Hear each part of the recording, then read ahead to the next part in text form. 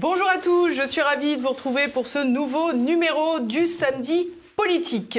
D'Orléans à Saclay, de Ganges à Sélestat, pas un endroit n'échappe à la révolte. Pour accueillir Emmanuel Macron ou l'exécutif, le président a-t-il consommé toute la patience des Français? Quel poids la réforme des retraites a dans cette exaspération? Jusqu'à quand allons-nous pouvoir tenir comme ça? Quel avenir pour le travail? On va essayer de répondre à toutes ces questions. C'est un vaste programme, mais avant toute chose, vous le savez, comme chaque semaine, je compte éminemment sur vous pour le succès de cette émission. Aussi, je vous le demande, pensez à commenter. Juste en dessous, je vous réponds avec plaisir. Pensez également à cliquer sur le pouce en l'air, c'est pour améliorer le référencement.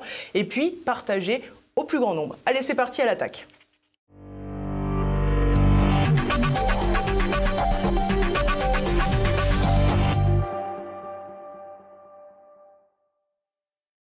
Bonjour Éric Verhaeghe. Bonjour Edith. Merci beaucoup d'être avec nous. Je vous présente, vous êtes énarque, personne n'est parfait, on le sait bien, mais vous animez toutefois pour vous rattraper le site Le Courrier des Stratèges. Vous êtes également président de l'association Restez Libre. Vous avez publié plusieurs ouvrages dont Le Great Reset, Mythe et Réalité, et le dernier pour lequel je vous avais déjà reçu, Sécession, manuel d'autodéfense contre la caste. C'est aux éditions Culture et Racine et ces deux livres peuvent être retrouvés d'ores et déjà sur la boutique officielle de TVL sur tvl.fr. Alors Éric Verhaeghe, depuis le 49.3 et encore plus depuis la validation du Conseil constitutionnel et la promulgation express d'ailleurs du texte de la réforme par Emmanuel Macron, le président recueille une colère populaire quotidienne et inédite, une colère non violente mais armée de casseroles qui donne d'ailleurs des scènes assez amusantes avec des contrôles de police qui les saisissent. Quelle situation sommes-nous en train de vivre pour vous? Comment analysez-vous les temps que nous connaissons? Alors, c'est une très vaste question. Puisque nous avons 3 jours devant nous, je vais y répondre. C'est cela. Je crois qu'on est à la rencontre de plusieurs séries historiques. On vit dans une espèce de nœud, de croisée des chemins, où plusieurs colères ou plusieurs exaspérations se rencontrent. Dans l'affaire de la réforme des retraites, il y a symboliquement cette espèce de conjonction d'événements. Donc on a très évidemment un rejet de la posture très verticale d'Emmanuel Macron. Cette façon d'expliquer, très énarchique, d'expliquer que si on n'est pas d'accord avec lui, c'est parce qu'on n'a pas compris. Voilà. Que lui ne peut pas se tromper et que s'il y a une divergence d'opinion, c'est forcément parce qu'on n'a pas compris l'intelligence de son raisonnement. Et il y a cette exaspération des Français vis-à-vis de ce que je vais appeler un nouvel ancien régime. Je sais que certains vont me dire que l'ancien régime, c'est pas du tout ça. Mais il y avait, sous Louis XVI, cette aristocratie qui vous expliquait qu'elle savait et que vous ne saviez pas. On retrouve aujourd'hui, la France a reproduit cette caste qui sait et qui nous explique, fait de la pédagogie pour nous expliquer pourquoi nous nous trompons. Et incontestablement, il y a ce rejet de la verticalité aristocratique française aujourd'hui chez beaucoup de Français. Il suffit d'écouter toutes les blagues sur les énarques qui traînent dans les soirées populaires, si vous voulez, pour comprendre qu'il y a ce rejet massif et qui est probablement l'élément majeur. Est-ce que ce rejet n'est pas dû à une forme d'impression d'illégitimité maintenant de cette caste, de cette élite au sommet de l'État? Il y a, et je pense que c'était une erreur majeure de la caste de jouer cette carte pour faire réélire Emmanuel Macron, il y a par ailleurs un rejet derrière ça, un rejet de ce que Macron incarne en termes de mondialisation, de puissance, ou finalement, et qui débouche sur son illégitimité, c'est-à-dire qu'au lieu de trouver un accord ou d'accorder une place satisfaisante aux populistes, comme on dit, comme Marine Le Pen, on a joué le cordon sanitaire pour faire élire Macron. Ce qui est frappant, c'est que les gens qui sont dans la rue aujourd'hui contre Macron ou contre la réforme des retraites sont majoritairement, très majoritairement, des gens qui ont voté Macron l'an dernier pour faire barrage au Rassemblement national.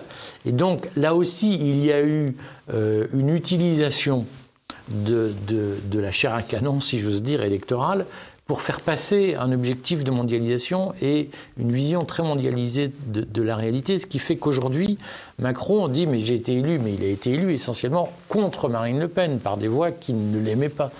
Et cette duperie-là, cette manipulation mondialiste de l'opinion française est quelque chose qui passe fondamentalement très mal. J'ajouterais qu'il y a, de mon point de vue, quelque chose qui n'est pas assez dit. Il y a, et qui pour moi est en réalité le soubassement, j'ai toujours écrit, j'ai toujours dit que la réforme des retraites ne pourrait pas passer, et j'attends de voir jusqu'au 1er septembre si elle va réellement être mise en œuvre, parce que je pense qu'elle ne le sera pas.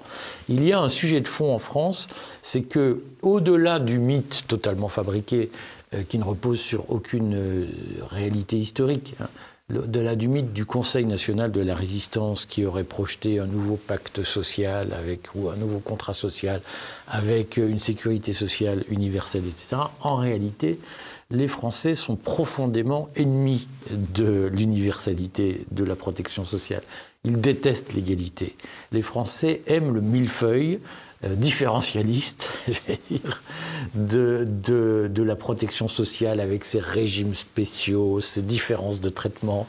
Et quand vous écoutez les discours syndicaux, bien entendu, ils vous parlent tous d'égalité, mais en vous expliquant que la meilleure traduction de l'égalité entre les Français vis-à-vis de la vie, c'est la défense des inégalités. C'est un régime de la SNCF, un régime de la RATP, un régime pour les fonctionnaires, un régime pour les fonctionnaires hospitaliers, etc. Tout en défendant sur d'autres aspects un égalitarisme forcené. C'est ce qu'on appelle parfois la dissonance cognitive. Moi, je préfère l'expression injonction paradoxale, mais qui a une raison historique que la caste n'a pas compris, parce que la caste croit que la France, c'est un jardin à la française, avec des grandes allées, et puis un tout très bien ordonné, avec aucune tête qui dépasse. En réalité, la France, c'est pas ça.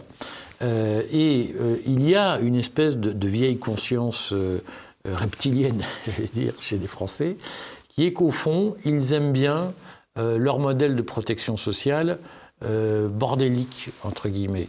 Vous savez que c'est la différence entre les Allemands et nous. La sécurité sociale est une idée allemande, une idée bismarckienne. Historiquement, en France, il y avait une protection sociale libertarienne, c'est-à-dire défendue par les salariés ou les assurés, et organisée spontanément par les assurés. C'est ce qu'on a appelé la mutualité. Les mutuelles, au XIXe siècle, se créent spontanément par des relations entre des gens qui veulent mutualiser, comme leur nom l'indique, leur protection vis-à-vis des risques de la vie. Et les mutuelles, elles étaient dirigées par les assurés, sans que les employeurs ne financent. La différence entre le modèle allemand et le modèle historique français de mutuelle, c'est la participation de l'employeur. Mais ce qu'on sait, c'est que si les employeurs en Allemagne ont financé la protection sociale, c'est aussi pour pouvoir la contrôler. Et sûr. La mutualité, elle, ne pouvait pas être contrôlée. C'est pour ça que sous le Second Empire, je sais qu'il y a une grande mode qui consiste à dire du bien de Napoléon III. Il n'en reste pas moins que sous Napoléon III, adhérer à une mutuelle était un acte pénalement répréhensible parce que ça échappait au pouvoir et au contrôle du pouvoir. Et au fond, ce qu'aiment les Français, c'est de pouvoir choisir dans le maquis d'une protection sociale complexe, le système qui leur va bien. C'est le pays du système D. Et ce que n'a pas compris la caste, c'est qu'au fond, la réforme des retraites, en supprimant des régimes spéciaux, elle s'attaque à l'ordre spontané que les Français aiment, même s'ils s'en défendent, même si on leur a bourré le mot en disant que les systèmes soviétiques c'était beaucoup mieux. Profondément, les Français, ils aiment l'organisation du village, l'organisation locale. La subsidiarité. La subsidiarité, comme disent certains. Et c'est pour avoir méprisé ça, et pour avoir voulu imposer une nouvelle couche de verticalité, que Macron suscite aujourd'hui cette colère. Et on retrouve bien le cumul des verticalités, c'est-à-dire que dans la réforme des retraites, c'est-à-dire qu'on est à la fois dans un système, on dit c'est BlackRock, c'est l'Union européenne qui nous impose ça, c'est Emmanuel Macron qui agit comme un dictateur, et c'est un système unique là où il y avait une espèce de bordel qui nous allait très bien, hein, et où finalement on pouvait naviguer. Il faut lire les interventions assez intéressantes des députés de la France insoumise pendant le débat à l'Assemblée nationale sur la réforme, où certains ont dit, mais au moment où il n'y a plus de candidats pour conduire des trains à la SNCF, on est en train d'affaiblir encore leur statut. on a bien là, même à gauche, l'idée que, eh bien, au fond, la concurrence entre les salariés, elle existe, et que le régime des retraites, c'est un des éléments de la concurrence entre les salariés. Cette idée de la concurrence entre les salariés que la France insoumise a défendue sans même s'en rendre compte, c'est précisément ce qu'on condamne dans le capitalisme, en disant les capitalistes font une concurrence entre les salariés. Mais la gauche elle-même le souhaite, et la gauche elle-même le revendique. Donc il y a, si vous voulez, cette espèce de vieux souvenir reptilien qu'au fond, derrière la couche d'idéologie, d'égalitarisme, etc., sous cette couche, il y a le goût des Français pour un ordre spontané, venu d'en bas, et profondément différentialiste. Et la colère qui s'exprime, c'est le rejet de cette verticalité qui veut écraser les différences entre les Français. C'est vrai que moi je trouve que les conservateurs commettent une grave erreur en défendant un système de protection sociale égalitariste, là où la gauche elle-même demande des inégalités et demande des différences. Et si vous voulez, nous devrions plutôt nous en réjouir et nous dire, mais voyez, les Français, ce qu'ils veulent, c'est de la différence de traitement et pas de l'égalité de traitement. Et ça, la caste ne le perçoit pas. Je vois bien que même des gens qui sont très hostiles à Macron continuent à dire mais il faut une égalité de traitement entre les salariés, il faut rechercher l'égalité. Mais non, les syndicats eux-mêmes demandent le contraire. Pourquoi vouloir imposer au peuple ce qu'il ne veut pas ? Je vous propose qu'on écoute justement ce peuple. C'était lors d'un déplacement dans l'Hérault d'Emmanuel Macron. Il a été interpellé à plusieurs reprises. Il a répondu aux personnes qui étaient sur place. Ce n'est pas les casseroles qui feront avancer la France. On peut relancer massivement l'industrie de casseroles aussi, qui ne produit pas assez. Mais moi, ce qui m'intéresse, c'est ce qui va permettre à nos compatriotes de mieux vivre. C'est-à-dire de construire l'avenir de nos enfants et autres.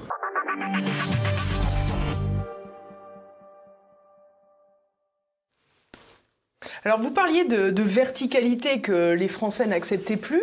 Est-ce que cette verticalité, elle n'est pas refusée parce que le président ne se comporte pas comme un président ? Alors, je crois qu'il nous rend service. Parce que cette verticalité, historiquement, elle est mal aimée des Français, même s'ils ont un rapport ambigu à ce sujet. Et Macron nous rend service parce qu'au fond, il la caricature, la verticalité. Il surjoue tellement son personnage qu'il est difficile de ne pas voir ce qu'est la nature hyper-présidentielle du régime et ce qu'en sont les dérives.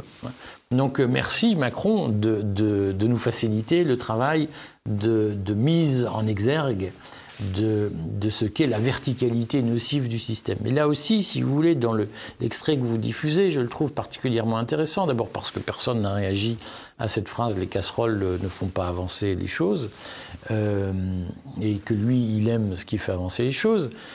Personne n'a jugé utile de dire « mais justement », ce qui fait avancer les choses dans la vie, c'est les casseroles. C'est-à-dire, c'est les gens qui ne sont pas d'accord dans la rue. C'est eux qui font le pays. Et c'est la grande erreur des verticalistes est de croire que un pays avance grâce à quelques élites qui corrigent les imperfections du marché et qui vont organiser la société de façon intelligente. En réalité, Macron, il a le mérite de montrer les excès du système, mais ce système lui-même, sur le fond, est une incompréhension de ce qui fait fonctionner une société.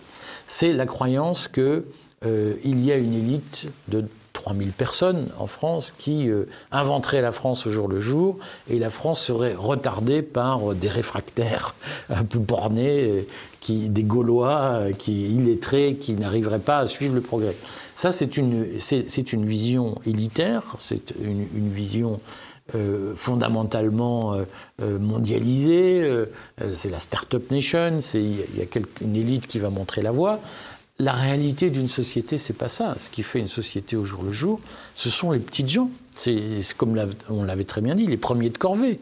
Si vous voyez bien que le pays ne fonctionne plus, s'il n'y a personne pour conduire un métro, s'il n'y a personne pour conduire un train, s'il n'y a personne pour ramasser les poubelles, s'il n'y a personne pour s'occuper des gens dans les hôpitaux. Et les gens, c'est pas seulement les soigner, c'est aussi les laver le matin, les aider à aller aux toilettes, etc. C'est-à-dire que Ce qui fait tourner le pays, c'est une complexité avec une série de petits boulots. Donc là aussi, si vous voulez, la gauche, par exemple, déteste les petits boulots, parce que la gauche est aux mains d'une bourgeoisie qui ne sait pas ce que c'est qu'un pays. Mais la vraie vie, c'est d'abord des petits boulots. Au fond, ce qui fait avancer la France, c'est sa capacité à faire des petits boulots. Malheureusement, on l'a oublié et on explique, mais non, la France, c'est les gens qui réfléchissent, les polytechniciens, ça. C'est faux. Aujourd'hui, ceux qui mettent le pays en échec, ce sont ceux qui prétendent le gouverner mieux que le peuple lui-même et qui prétendent le faire avancer plus vite que le peuple ne le fait avancer. Et donc là-dessus, cette phrase d'Emmanuel Macron, les casseroles ne font pas avancer, c'est pour moi l'expression même de l'incompréhension que la caste peut avoir de ce qui fait la réalité et de ce qui fait la prospérité d'un pays. Et c'est comme, je trouve qu'on a des exemples assez intéressants. Il y a un pays qui, au fond, aujourd'hui, fonctionne plutôt pas mal, qui est la Chine. Il fonctionne sur des principes totalitaires. Mais écoutez les dignitaires chinois. Ils ne se permettent jamais des jugements négatifs sur les Chinois, comme Macron s'en permet, ou comme la caste en France, l'entourage de Macron s'en permet régulièrement. Enfin, ils se permettent quand même régulièrement aussi des atteintes aux libertés. Attendez, je vais presque dire l'inverse. Ils peuvent se permettre des atteintes aux libertés parce qu'ils maintiennent l'illusion qu'ils respectent les petits boulots. Voilà. Et parce qu'au fond, ils disent que le pouvoir est tourné vers l'élévation du niveau de vie des gens qui ont un petit boulot. Et c'est comme ça qu'au fond, il dort la pilule pour mieux la faire avaler.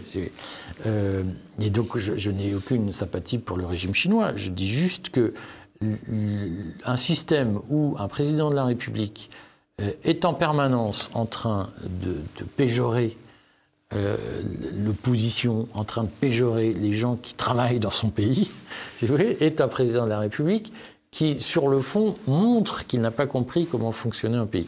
Moi, je préfère vivre dans un pays où il n'y a pas d'énarque qui fait de la pédagogie avec moi, mais où il y a des éboueurs et des aides-soignantes et des agents hospitaliers et des conducteurs de train. Et moi, je préfère vivre dans un pays où il y a des petits boulots plutôt que des grandes gens. Et pourquoi vous avez fait l'ENA alors? Parce que, alors un jour peut-être que je le raconterai, mais moi j'ai fait l'ENA, quand j'ai fait l'ENA, j'ai été élu au conseil d'administration de l'ENA comme représentant des élèves, et j'ai déposé un mémorandum pour la démocratisation de l'école, parce que je crois que il faut, nous avons un problème. Ma conviction a toujours été que il fallait changer la gouvernance de ce pays pour enrayer son déclin. Je pense que le déclin français est essentiellement dû à ses élites, à sa bourgeoisie et aux enfants de la bourgeoisie qui vont dans les grandes écoles. Je pense que ce système-là est un système toxique pour le pays. Il a eu ses vertus à une époque et depuis les années 80, je pense qu'il est devenu extrêmement toxique et que le déclin français s'explique par l'inadaptation des élites au monde moderne. Moi, quand je discute avec mes camarades énarques, ce qui m'arrive de moins en moins, je suis frappé par leur méconnaissance du monde numérique, leur méconnaissance d'Internet, leur incompréhension de ce que sont les phénomènes de réseaux sociaux. Ceux qui dirigent la France sont largués. Et donc moi, c'est pas grave, ils demandent à McKinsey. Et McKinsey, en effet, s'en sert pour gagner de l'argent dans des conditions qu'on sait. Moi, je crois qu'il faut renouveler profondément les élites de ce pays. Quand j'étais à l'ENA, j'ai déposé un mémorandum pour la démocratisation de l'école. J'ai fait l'ENA 2 ans avant Macron. Ce mémorandum a été jugé être une somme de faribole par le président du conseil d'administration de l'ENA, qui était Renaud Denoy de Saint-Marc, qui expliquait que la démocratisation de l'école n'avait aucun sens, qui n'était pas un sujet. Mes camarades, beaucoup de gauche, ont massivement critiqué l'idée de démocratiser l'ENA. Et on voit bien qu'à force de repousser les réformes, les plus conservateurs, les plus immobilistes, les plus réfractaires au changement en France ne sont pas les Français, ce sont les élites et les énarques. Et donc, à force de refuser toute évolution, les énarques condamnent ce pays. Et je crois que... Mais pas leur train de vie. Ça durera tant que ça durera. Ça durera tant que ça durera. Vous savez, quand je vois un certain nombre de mes camarades qui sont employés parfois à 20% de leur temps, 20% de la semaine, qui sont payés 5 000 € net. Majoritairement, ils ne s'en plaignent pas, d'ailleurs. Ce ne sont pas quelques cas isolés. Ce sont des centaines de hauts fonctionnaires qui sont payés plusieurs milliers d'euros net chaque mois, parfois pour rester chez eux. Ça pose un vrai sujet. Ça pose un vrai sujet. Et comme certains ont commencé à m'attaquer, je leur ai toujours dit qu'il ne fallait pas le faire. Peut-être que la mémoire va me revenir sur des situations, mais il y a des vrais problèmes aujourd'hui de défense de privilèges par des hauts fonctionnaires. Et je crois que s'ils ne comprennent pas que la situation change, ils ont, à mon avis, les Français se chargeront de leur demander des comptes. La dernière fois que vous êtes venu sur ce plateau, Éric Vérag, vous m'avez dit quelque chose de très particulier. J'aimerais qu'on le réécoute et qu'on le resitue dans le contexte de la réforme des retraites. Il y a un électrochoc impopulaire à faire, c'est de dire aux gens, maintenant, il faut se remettre au travail. Et le relèvement moral ne va pas se faire en un claquement de doigts, il va se faire dans la douleur et dans la souffrance. Et ceux qui promettent la facilité et la tranquillité, ce sont ceux qui nous oppriment. Et il faut admettre un point, c'est que si nous voulons nous libérer, nous devrons souffrir.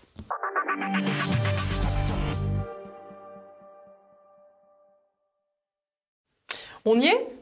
La France souffre? Ils vont travailler davantage avec la réforme des retraites? Est-ce qu'Éric Vérag est content? Non mais attendez, moi je suis pour le relèvement, je ne suis pas pour le sadomasochisme. Le problème n'est pas de faire souffrir les gens pour les faire souffrir. Moi je vais répondre en deux temps. D'abord, moi je vais vous dire ce que j'ai préconisé sur cette réforme des retraites. Je ne suis en effet pas de ceux qui disent qu'il n'y a pas de problème et qu'on nous vole du temps de vie et qu'il n'y a qu'à faire payer les autres. Il y a historiquement, moi je suis très partisan des identités historiques, il y a historiquement un système de sécurité sociale qui s'est mis en place pour que le travail protège le travail.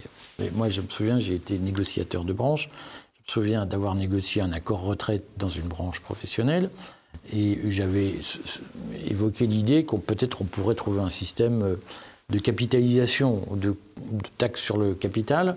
Et je me souviens toujours d'un représentant CGT qui m'a dit « c'est impossible pour nous, monsieur. Nous croyons que la seule richesse qui construit une société, c'est le travail. Donc on veut une protection sociale assise sur le travail. » Quand je vois des gens de la France insoumise dire « il faut faire une taxe sur les dividendes pour financer la retraite », je me dis, mais ces gens-là sont des usurpateurs, ils ne sont pas dans la culture historique. Donc moi, la réforme que j'aurais faite sur les retraites, elle était beaucoup plus simple. Elle consistait à dire, on maintient tous les régimes spéciaux. Et simplement, ils doivent être équilibrés financièrement. On peut discuter des conditions d'équilibre. Et ces régimes doivent être ouverts à tous. C'est-à-dire que si des Français ont envie de cotiser beaucoup, pour avoir le régime SNCF, même s'ils ne travaillent pas à la SNCF, il faut les laisser faire.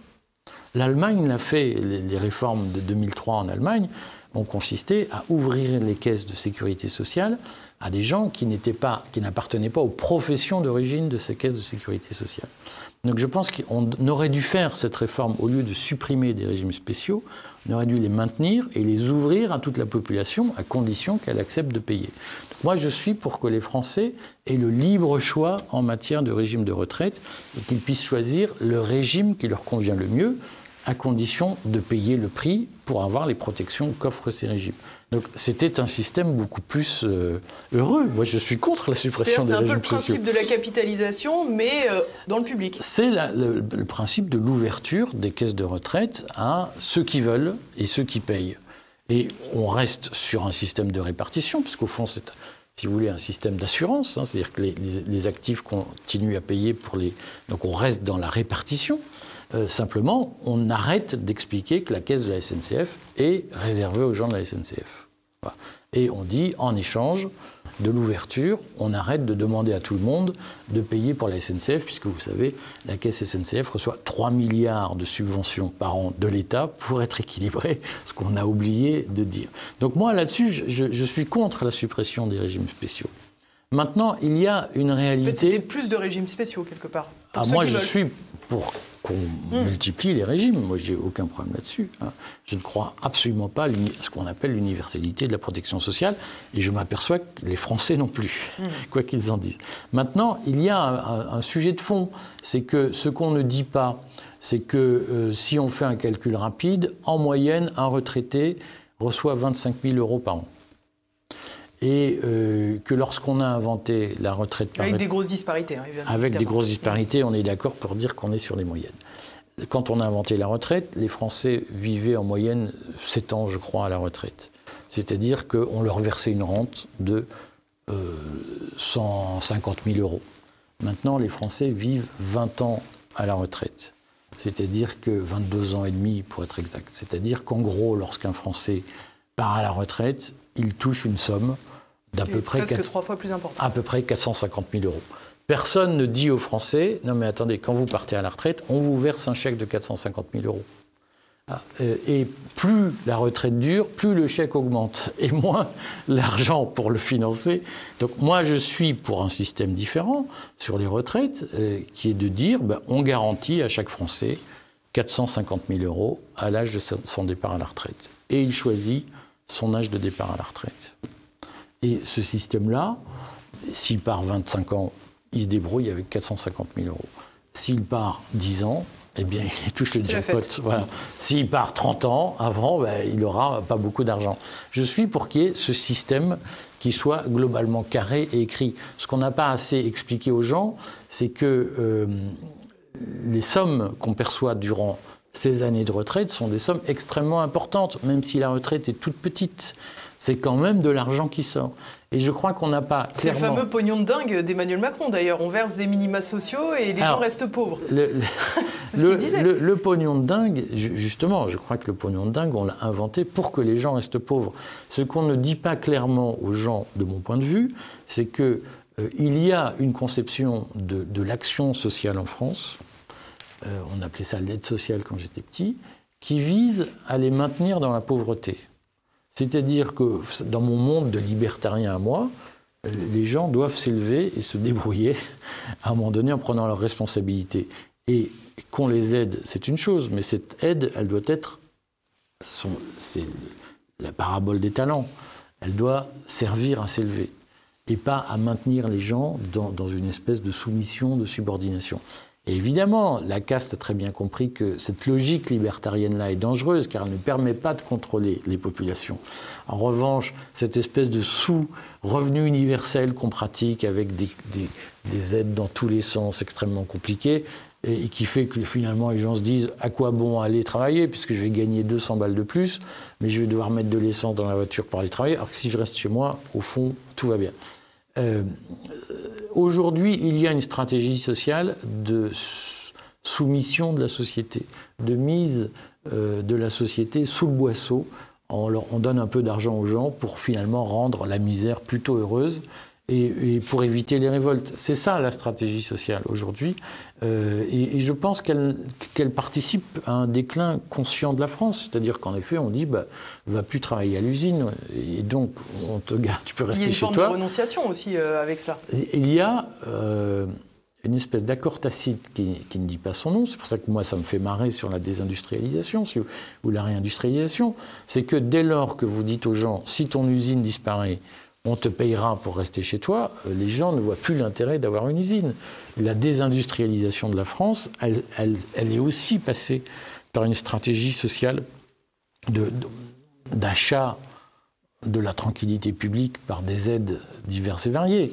Et il faut le redire, si on remet des usines en France, ce qui peut tout à fait avoir du sens... Il faudra y travailler. Il faudra des gens pour y travailler. Je vous donne un exemple, parce que tout ça est très, très conceptuel, mais en réalité, c'est très simple. Il se trouve que j'ai acheté le siège de mes entreprises à Abbeville, zone sinistrée, dans la circonscription de François Ruffin. Et je dois faire des travaux pour rénover ce siège. Donc je fais appel à des artisans, qui sont tous à la recherche de main-d'œuvre. Et la région d'Abbeville est frappée par un chômage important. Je vois bien, je discute avec des gens... Beaucoup ne sont pas des actifs. Un plombier, le plombier que je fais venir, vient avec un apprenti pakistanais. Et il me dit, mais il y a des gens qui m'appellent en me disant, je ne veux pas de Pakistanais chez moi. Si vous recrutez un noir, eh bien, je ne vous prendrai plus, monsieur. Et le gars me dit, mais c'est compliqué, parce que moi, noir ou blanc, je m'en fous. Le problème, c'est que la dernière fois que j'ai voulu recruter un apprenti français, donc il était en apprentissage, il se levait un matin sur deux, et c'était les parents qui m'appelaient en disant, il est fatigué, il ne peut pas venir travailler aujourd'hui. Vous comprenez qu'on ne pourra pas éternellement expliquer qu'on ne veut pas de noirs, d'arabes, etc.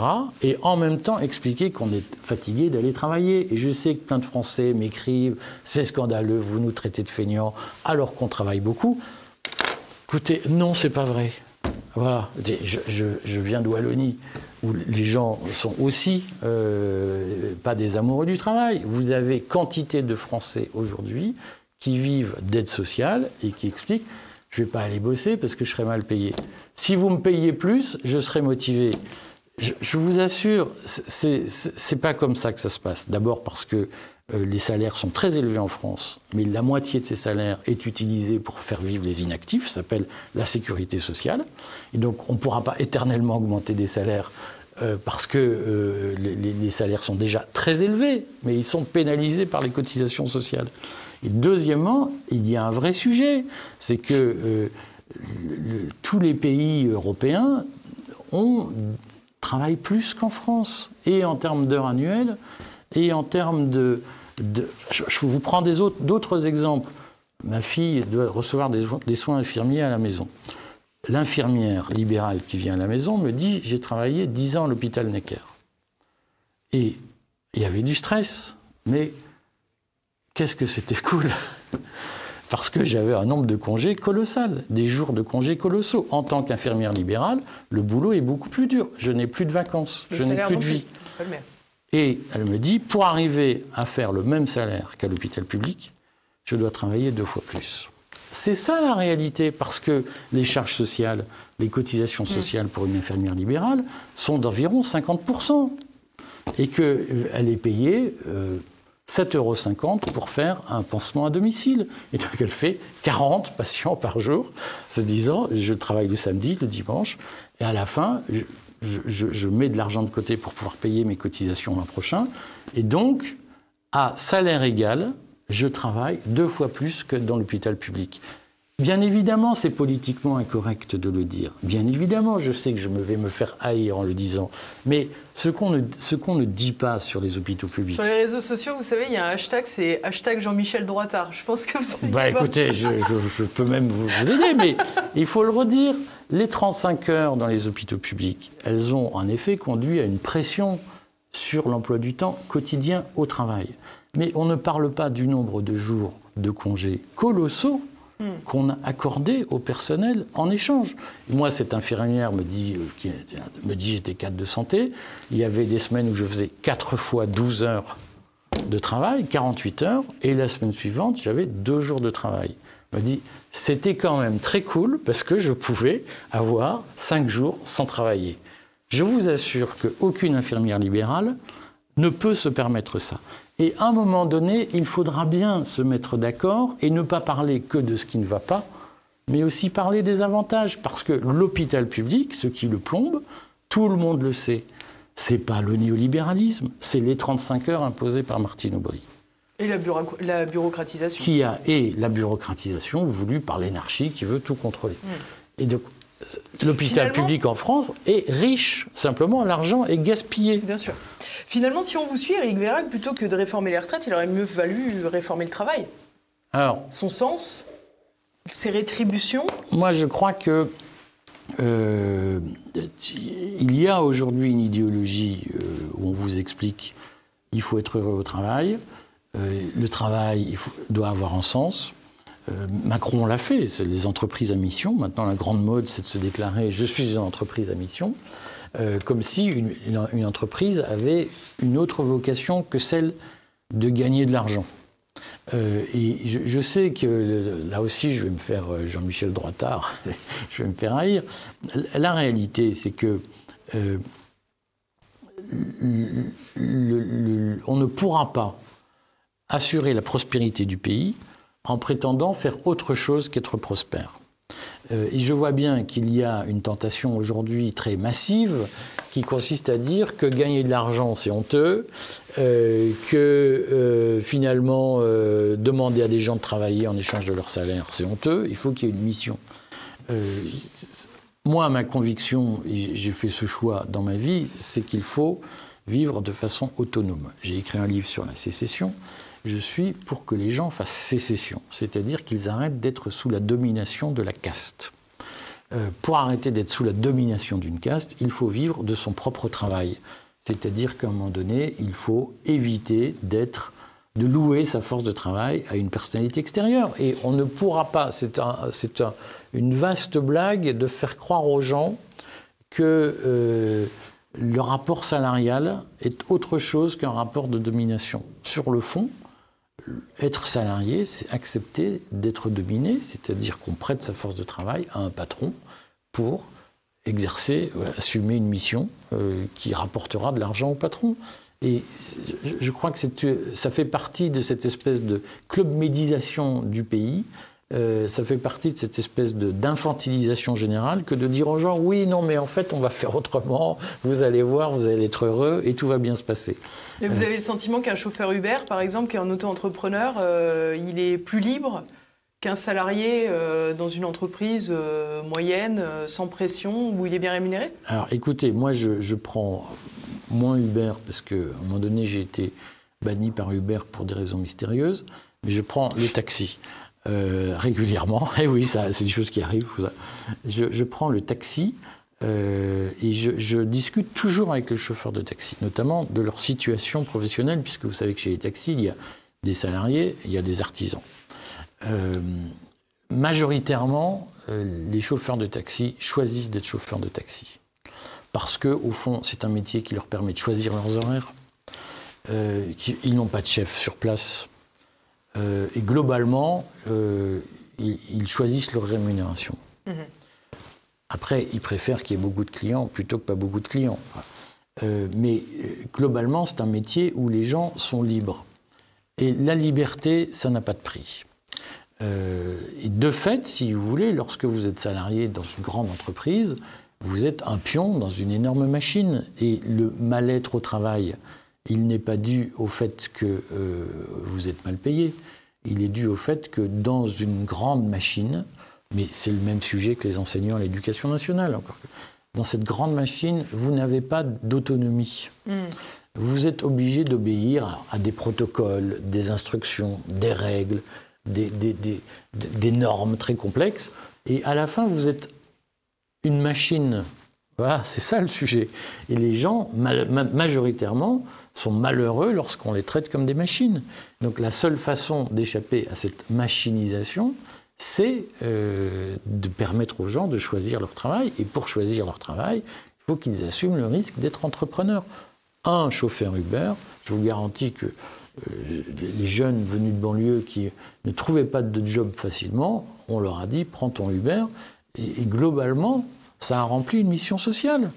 Et où les gens se disent je choisis mon job. Il y a des jours où je n'ai pas envie de travailler, je ne travaille pas. Il y a des jours où j'ai envie de faire 12 heures, je fais 12 heures. C'est une formidable liberté. Et partout, je vois des salariés malheureux de ne pas être libre. Est-ce que vous n'avez pas le sentiment aussi que c'est un peu faire fi du problème financier, du problème économique? L'inflation sévit, on a vu que sur les produits alimentaires c'était de plus en plus compliqué. Je me rappelle très bien dans votre ouvrage Sécession, vous évoquez les risques de famine. Oui. Les risques de famine, c'est pas uniquement l'acheminement des céréales bloquées en Ukraine ou bloquées je ne sais où, c'est aussi que les gens n'arrivent plus à s'alimenter. Est-ce que la réponse c'est le sens au travail ou est-ce que c'est tout simplement qu'ils aimeraient bien réussir à gagner suffisamment d'argent pour se nourrir et nourrir leur famille? L'inflation, elle a des causes politiques. Ce qui a déclenché l'inflation, c'est d'abord la hausse des prix de l'énergie, qui s'explique par les conneries écologistes. C'est-à-dire que plus on vous dit que le pétrole, c'est pas bien, c'est polluant, plus on augmente les tarifs, plus il y a de l'inflation. Voilà. Et ça s'explique par notre stratégie de division, de découplage vis-à-vis de la Russie, qui fait qu'on n'achète plus de gaz russe, on achète du gaz beaucoup plus cher. Donc la première cause d'augmentation des tarifs et des prix, si vous voulez, c'est les choix politique qu'on fait de suivisme sur la question climatique et de suivisme sur la question russe. Ensuite, il y a eu un autre fait qui a été la stratégie de Great Reset suivie par Joe Biden, le Big Government, puisque pour relancer l'activité après, mais la France l'a fait à sa manière, après la crise du Covid, on a envoyé un chèque de près de $2000 à 80% des Américains. Et ce choc de consommation a amené à une hausse des prix. Voilà. Donc, et puis quand on donne l'argent sans rien en échange, fatalement, il perd de sa valeur. On fait tourner la planche à billets. Donc ça, ce sont des stratégies politiques. Mais en France, on a eu la même stratégie en faisant de la dette publique. Et c'est là qu'il faut redire... Indexé sur l'inflation. Indexé sur l'inflation. Et donc ce qu'il faut redire aux Français, c'est que cette manie d'avoir des fonctionnaires, des services publics, des bureaux achalandés de tout un tas de gens qui font on ne sait pas quoi, mais il ne faut surtout pas le dire parce que c'est méchant. La traduction, c'est qu'on fait de la dette publique pour payer les fonctionnaires et que la dette publique, elle crée de l'inflation. Et donc, tant qu'on a des déséquilibres avec des dépenses publiques exorbitantes et des fonctionnaires qui vous expliquent qu'ils sont très fatigués parce qu'ils font un métier très dur et que donc on ne peut pas leur demander plus, les enseignants viennent de se prendre 1 milliard de dépenses publiques en plus. Enfin, à partir de septembre, on sera à 1 milliard de plus pour payer les enseignants, dont 300 millions seulement serviront à des missions nouvelles. Les 700 millions sera de l'augmentation de salaire. C'est très bien. Simplement, il faut avoir conscience que ça produit de l'inflation. Et ça veut dire que ça dégrade le niveau de vie de tout le monde. Et ce mécanisme-là, il faut le réexpliquer. C'est-à-dire que s'il y a de l'inflation, c'est parce qu'il y a trop de dépenses publiques. On produit trop de billets pour financer les dépenses publiques. Et donc, le niveau de vie de tout le monde baisse. Et donc, le seul salut que nous pouvons avoir, c'est de recentrer l'État sur ses missions et d'arrêter cette bureaucratie pléthorique qui s'occupe de tout un tas de choses sur le dos du contribuable. La pauvreté, l'appauvrissement, je suis fasciné, si vous voulez, parce que de temps en temps, quand même, j'étrie les statistiques de l'INSEE. Je me suis rendu compte, j'ai publié un article dans le Courrier là-dessus, le Courrier Stratège là-dessus, par exemple, que la valeur ajoutée créée par les entreprises françaises, elle est de 20% inférieure aux entreprises allemandes. Et vous avez globalement aujourd'hui des pays... Troisième, Jean-Michel Drottard. J'en ai encore plein, j'en ai toute une kyrielle. Puisque nous avons 3 jours, vous allez voir, je ne vais pas vous épargner. Moi, j'ai connu, quand je suis arrivé en France en 86, la France était beaucoup plus riche que la Belgique. Aujourd'hui, quand je regarde la comparaison des niveaux de vie, des richesses produites entre la Belgique et la France a décroché par rapport à la Belgique. La Belgique s'est plus enrichie que la France en 40 ans. Mais la Belgique, qui n'est pourtant pas un pays exemplaire, a accepté d'arrêter de faire de la bureaucratie. Elle en a encore beaucoup, mais la Belgique a globalement jugulé ses dépenses publiques et la Belgique a laissé ses entreprises se développer. Il faut comprendre que l'idéologie du service public à tout va est une idéologie qui, petit à petit, appauvrit l'ensemble de la société. Donc on a, comme toujours, le choix, si vous voulez. Soit on veut vivre égaux, et on sera égaux dans la pauvreté, soit on veut vivre riche, et nous serons inégaux dans la richesse. Mais l'égalité et cette espèce d'obsession de « on va mettre des fonctionnaires partout », produit un appauvrissement général. Vous savez qu'on en est pratiquement à 5 millions de fonctionnaires d'État, désormais. Et tout ça est délirant. Hein. Et à tous les étages, on s'aperçoit qu'on crée en permanence de l'emploi. Ce qui fait que l'emploi public peine à augmenter en France sous Macron, qu'on prétend être libéral, c'est le fait qu'il n'y a plus de candidature, il n'y a plus assez de candidats pour rentrer dans l'administration.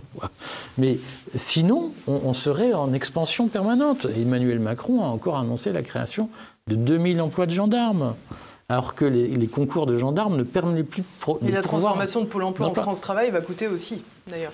Tout ça est délirant. Donc, à un moment donné, la pauvreté, elle due à l'inflation, elle est due à des stratégies politiques qui sont essentiellement des stratégies d'étatisme et d'égalitarisme qui ne produisent que du mécontentement. Je sais que c'est Jean-Michel Drottard, je sais que je me ferai haïr, mais Il faut dire aux gens que la vraie vie, c'est ça. Et que l'aberration bureaucratique dans laquelle nous vivons, il n'y a plus une seule procédure dans ce pays qui fonctionne. Essayez d'avoir un permis de conduire, essayez d'avoir votre carte grise. Justement, c'est une des priorités d'Elisabeth Borne. Aujourd'hui, elle essaie de nous faire aller à la préfecture pour avoir des papiers d'identité plus vite. Oui, voilà. Attendez, moi j'ai dû aller, j'ai perdu mon passeport, j'ai dû faire refaire mon passeport l'an dernier. J'ai dû aller en province pour avoir une date, parce qu'à Paris, il n'est pas possible de faire refaire son passeport, sauf en utilisant des pistons. Et encore, je ne suis même pas sûr que ça marche. Vous voyez bien qu'il y a un problème quand un pays n'est plus capable de délivrer un passeport, une carte d'identité, une carte grise. Ça ne va pas. J'aimerais très rapidement, Éric Vérac, qu'on passe à la dernière question que je voulais aborder avec vous dans cette émission. C'est la question de l'intelligence artificielle. On a dernièrement beaucoup parlé de nouveaux outils, ce fameux robot conversationnel, comme on dit, ChatGPT. J'aimerais qu'on écoute Laurent Alexandre et je vous donnerai ensuite la parole. GPT-4 est en train d'aller plus vite que nous. Et puis surtout, GPT-4 nous dépasse en qualité de copie, de réponse, mais le fait en quelques secondes, là où nous mettons plusieurs heures à répondre lors d'un concours ou d'un examen. Donc, cette impression d'un dépassement possible, potentiel de l'homme par l'intelligence artificielle, auquel on ne croyait plus depuis 4-5 ans à cause du plateau dont tu parlais tout à l'heure, a ravivé des craintes existentielles. Est-ce que nous allons pouvoir exister face à l'intelligence artificielle? Est-ce que l'intelligence artificielle ne nous menace pas? Et devant les résultats extraordinaires de GPT-4 aux différents concours et examens américains, Elon Musk, hier soir, a dit « De toute façon, il n'y a qu'une seule solution. Ce sont les implants intracérébraux Neuralink. » C'est-à-dire qu'il a affirmé que, compte tenu de l'accélération de l'intelligence artificielle avec GPT-4, nous n'aurons pas d'autre choix que de mettre les implants électroniques intracérébraux qu'il fabrique dans sa société Neuralink. Là, nous avons une 5e révolution technologique avec l'intelligence artificielle, avec une croissance exponentielle de cette technologie. On n'a jamais vu une technologie qui était utilisée aussi rapidement par l'humanité. En quelques semaines, ChatGPT a dépassé 100 millions d'utilisateurs quotidiens, ce qui est exceptionnel. Aucun objet sur Terre, aucun applicatif n'a jamais connu une diffusion aussi rapide en quelques semaines. Donc on est effectivement face à une révolution technologique, face à un choc absolument immense, qui est probablement le principal choc technologique que l'humanité aura connu.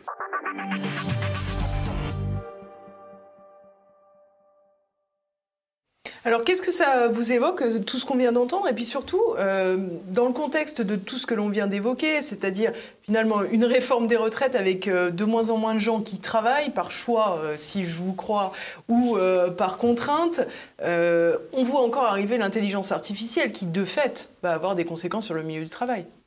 Oui, et c'est heureux. Parce qu'au fond... on voit bien que toutes les tâches... Moi, vous savez, je viens d'un milieu ouvrier, donc je n'ai aucun idéalisme sur les métiers que des machines peuvent faire à notre place.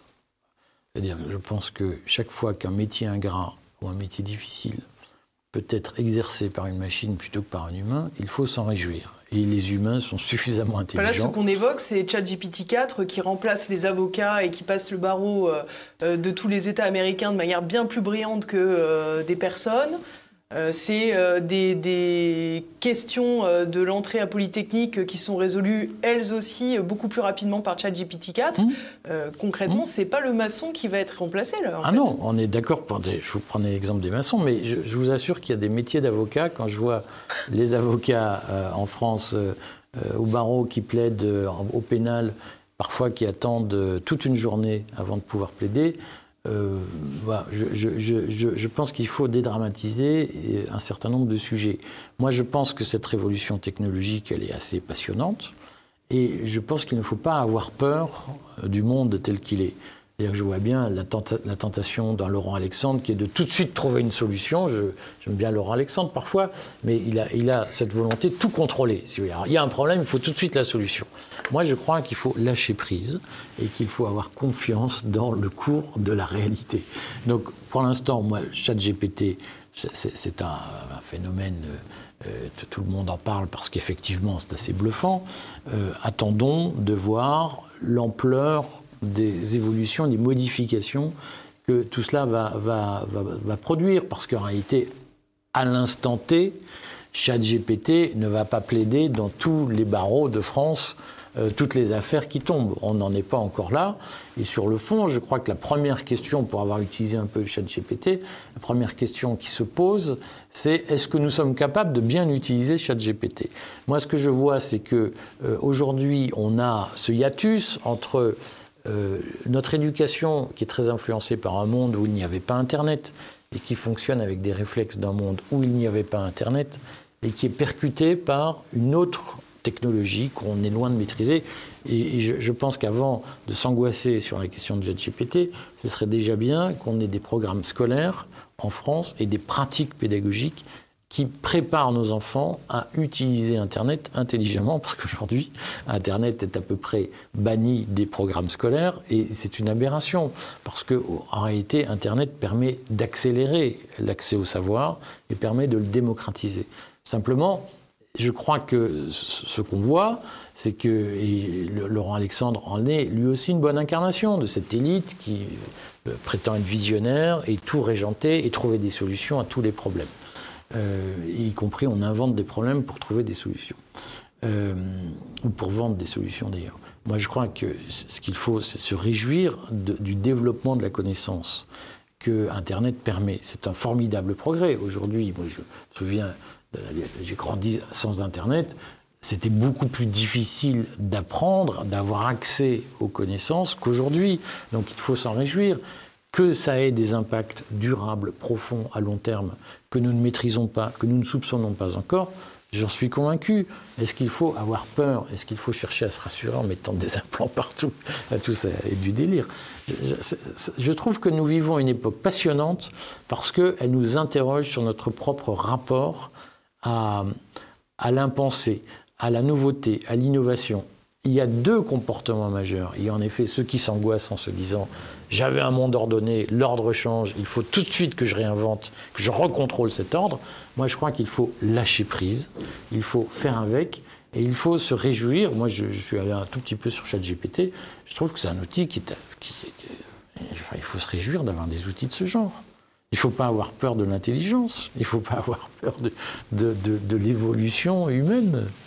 Moi, je suis très confiant. Je trouve que c'est une chance extraordinaire. Et effectivement, quand je vois des avocats plaider, puisque malheureusement je fréquente un peu trop les prétoires, vous me tendez la presse sur les avocats, écoutez, c'est bien qu'on améliore le niveau des plaidoiries, vraiment.